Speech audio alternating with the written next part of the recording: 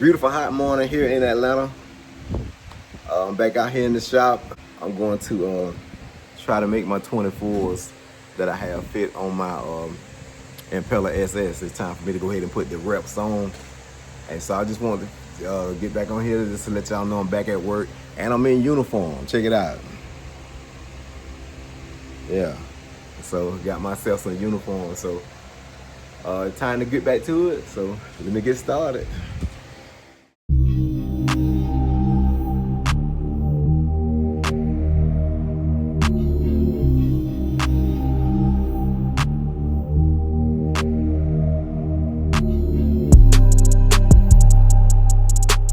Instead of removing the axle, put some new studs in.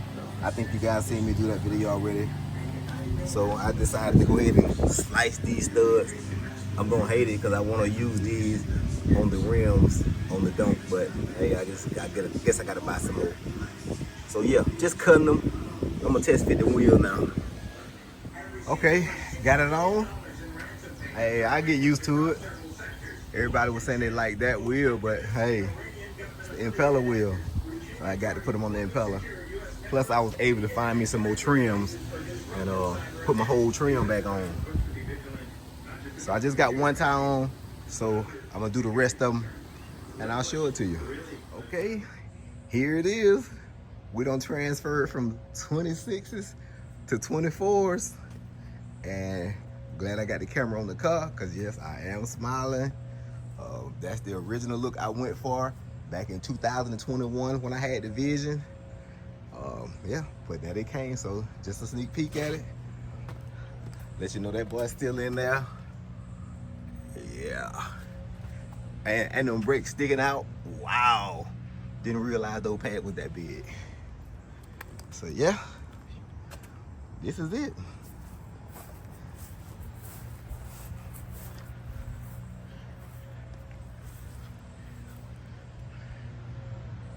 It's jacked up because now I'm getting ready to start on the gas tank. Finna change the old tank out. Nothing wrong with it, just don't let all the fuel come up to that engine. And of course, it's tucking on this side, so I gotta adjust those coilovers. But it's not really tucking on the other side. But then again, it's on ramps. So I just want to show y'all how it was looking now. All right, now on the gas tank, on the fuel tank. Well, I got my new gas tank in, and gotta take this Impala gas tank out. Plastic gas tank there. I took the lines loose, let some of the fuel drip in that bucket. But yeah, I have time to take this down. I bought a new tank from Tanks Inc.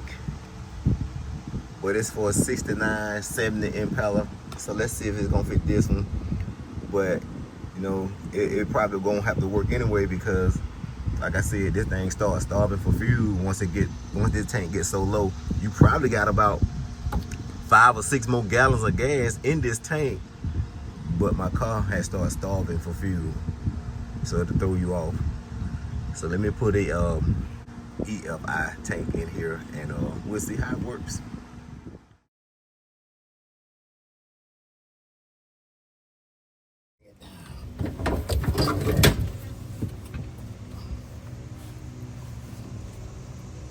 A lot of gas in it.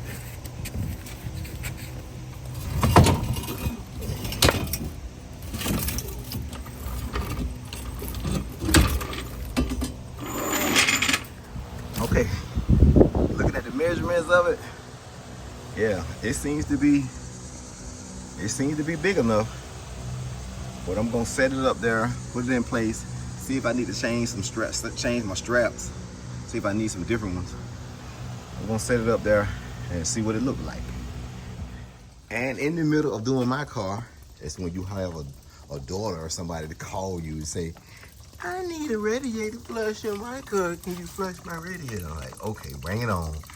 Because I'm still working on mine, but this is what you get caught doing. So in the midst of that, here's my tank that I'm going in with. I was trying to test fit this tank and see if it was working and everything, but I'm gonna go ahead and make it work. So I was getting ready to put my float in And that's my sending unit. So once I finish with this car, I'm gonna go ahead and try to set this tank on up. Okay, here I got the tank on the table. As you guys can see, I got the float in. Just follow the instructions on the float, and all come with instructions. Plus, there are thousands of videos on how to put the gas tanks in. Now I'm working on the pump. I already got it connected and everything, so I just gotta drop it in the hole.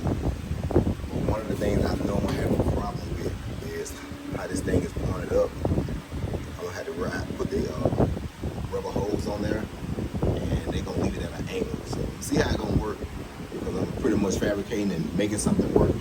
This tank, gas tank, was fitted for a 1970 Impala, and here I am trying to put it in a 1995. So we're ongoing. We're gonna see what it do.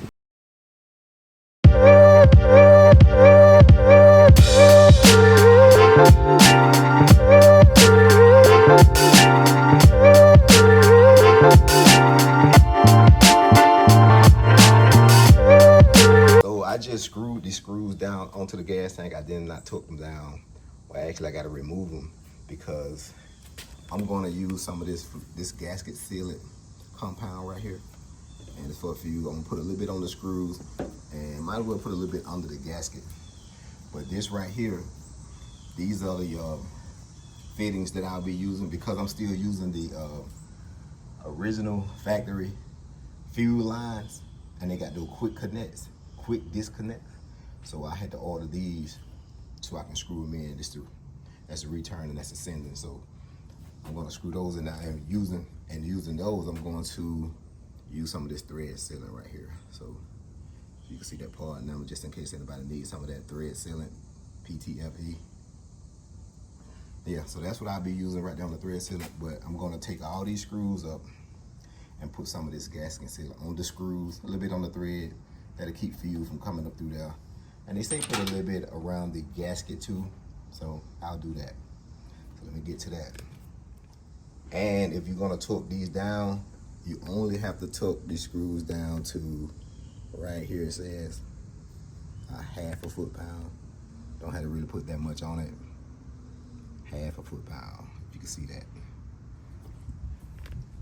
Now it's time to empty the old tank so I can take the neck off, put it on the new tank. But yeah, I got my little electrical connections. The pump and sending unit that came with this is already in there. So I got the bucket to catch some gas. And so now I'm gonna connect this battery to pump the gas out. And I don't want the phone too close to it, because man, you got vapors everywhere.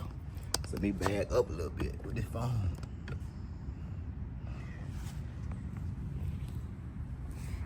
And I'll just put this line on there and let it pump that gas out.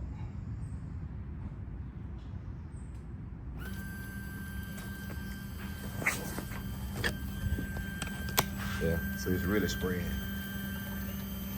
But yeah, let me finish doing this and we'll go from there. Okay, right now I have wired the system up real good. I do have the clip off the old fuel tank. Just added it to it so I can just clip it in to the other side that's still on the car. And I got the vent ventilated. Coming from the tank, coming from the sending unit into a Y. And I will be using the ventilator. Over here somewhere. Oh, here it is. I'll be using that. All right, well, I'm waiting on some stuff coming from Amazon. So before I can move this, put this back in the car rather, I'm waiting on a few lines and a few fittings. Okay, I got my fittings from Amazon. I got some new lines, some AN, some -6 AN lines, that good nylon. But I'm taking the original lines out. See the original Impala SS lines? I'm gonna go ahead and take those out and run new lines all the way to the front, to the back. And as you see, I got a new Corvette style filter right there. I'll still be using my regulator in the front. I just need to block off the return on the regulator. But since I was going new gas tank, why not put new lines in? Go all the way with it. So I'm out here doing that. I reap the smell of gas right now, but it's okay. Okay, I'm about to crawl under here to show you.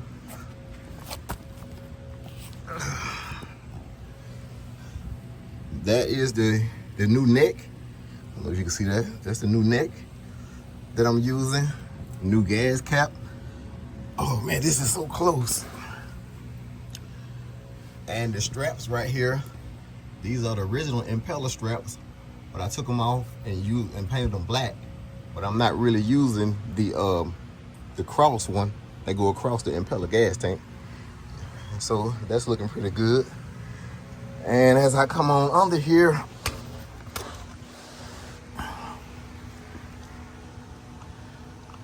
yeah, I guess I had to hold the camera up there to see. I want to see, I'm gonna turn the switch to see if I see any leaks. I can't see any leaks from down here. But one thing I did see, turn the camera back around. I see a spot on the ground right there. So that can only tell me that my rear end differential right there is leaking. It's not coming from the screws right there on the differential. It's coming from inside the yoke. So I gotta drop my drive shaft.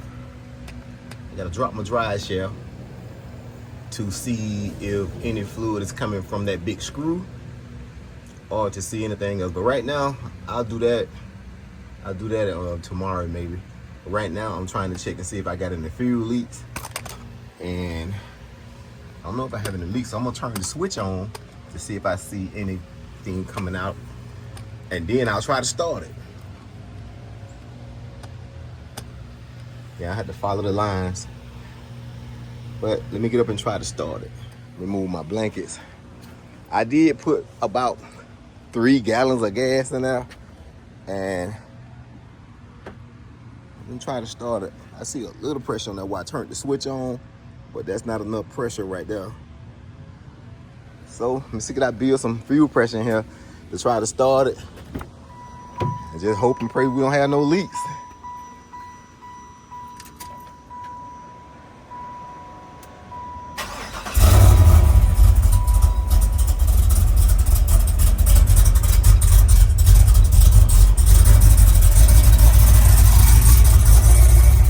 Check the pressure. No, that's not good enough. I'm gonna have to check that out. Okay, had to make some minor adjustments to the regulator here. And so I don't know if y'all can see that. 60 right there. So let me see what we got. Oh, and I did add some more gas. Had to put about 5 more gallons in there. It sounded like it was not pulling gas, maybe because I got it jacked up like this.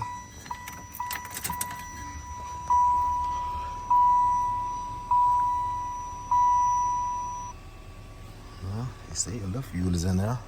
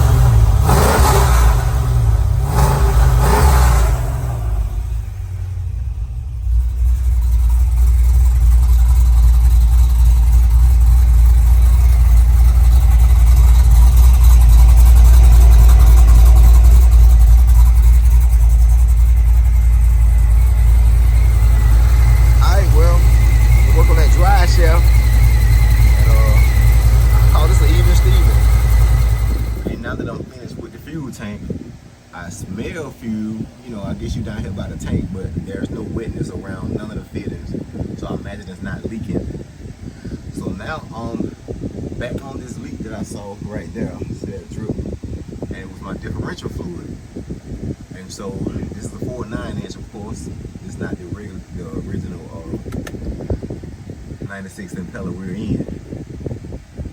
And so I have dropped my drive shaft, and I'm actually going to take that yoke out. See that yoke right there? I'm gonna take that yoke out because I think the leak that I'm having is coming between the yoke. And I called the guys over at Quick Performance, and they said just put some silicone or something back around. Once I take it off, I'll be able to see where I need to put some silicone at. I already got the screw loose, drive shaft is off. And so let me get that yoke out and see if I can see any leakage up there. I'll tell you one thing though, I know that thing was not torqued to 180 foot-pounds. That thing was almost loose. So this is why it's always good to always check bolts. Now this thing it was put together from the company. And so, you know, still stuff come loose. So let me jump on that, get the yoke out, and see if I can see any sealing inside where it need to be changed, where some sealing need to be cleaned off and, you know, resealed. Then I put the yoke back in, and I will apply 180 foot-pounds to the screw. And hopefully that will make that little drip right there go away. Alright, that's where I'm at. So let me get on it.